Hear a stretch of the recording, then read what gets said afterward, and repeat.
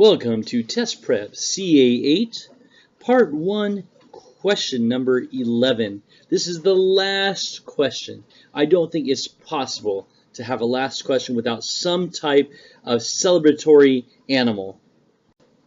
It's the celebratory Sasquatchicorn. So the Sasquatchicorn is, of course, one of the most fabled creatures here in North America. It's the cross between a horned unicorn and a Sasquatch. And there is our Sasquatchicorn. We love the Sasquatchicorn so much. All right, Sasquatchicorn, unfortunately, it is time for us to get to work. So move on. Everyone say bye, Sasquatchicorn. All right, so on this graph, what we have to do is plot the following points, which is easy enough to do. But here's the problem. Look at these crazy things we got to do. Well, point A says 3.5, 4. So don't freak out too much. What's happened here is they've just given us fractional amounts. 3.5, 4. That means our x value is 3.5. Our y value is 4. So if our x value is 3.5, it basically comes to here, okay? And then we got to move up. So we start at the origin, we move over 3.5, and then we move up to 4. So this point is here. This right here is point A, right here.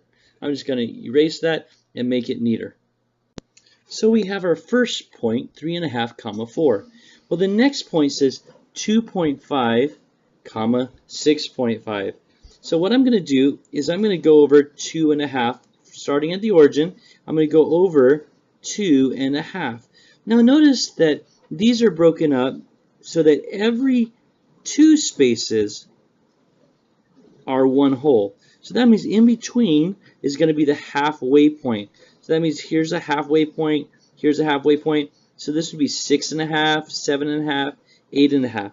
Now, what they want us to find is 2 and 2.5, 6.5, otherwise known as 2.5 and 6.5. Don't forget, 0.5, you have to think of it like money. If I had $0.5, I would have, if I had $0.5, I would have half a dollar. If you gave me 50 cents, I would have 1/2 of a dollar.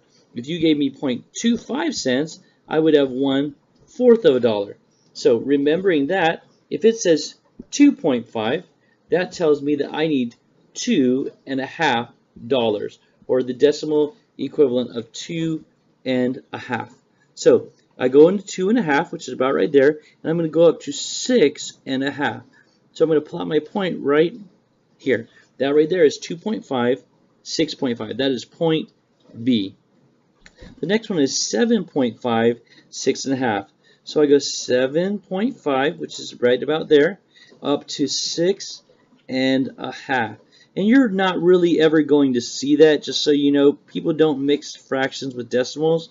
I just did that just to be quirky and to see how well you could do it. Basically recognizing that fractions and decimals are just different ways of showing amounts that are less than 1. Okay? So 7.5 and 6, that was 7.5, and oops, I did it to 7.5. That's not right. I need to do it to 6.5, which is going to go to right here. So that's 7.5, 6.5. All right. Then the next and the last point is D, which is 1 and 1.25. So I go up over to 1, and I go up 1.25. Now 1.25 is not going to be here on that dot, because that would be 1.5.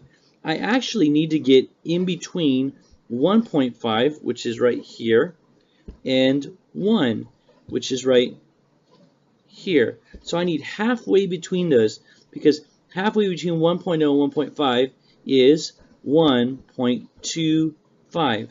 And that would be 1, the fractional way of saying that would be 1 and 1/4. So in order to get to 1 and 1/4, I actually need to put this dot over 1 for x. The x value is 1, so I go over 1. From the origin, I go over 1. And then I'm going to go up 1 and 1/4, or 1 0.25. So that actually should be right in between the 1 and 1.5. I didn't quite get it right. Let me see if I can get it a little bit better. Nope. Still having trouble. Still having a little bit of trouble. This is a lot easier with a pencil. Yeah, that's about close enough.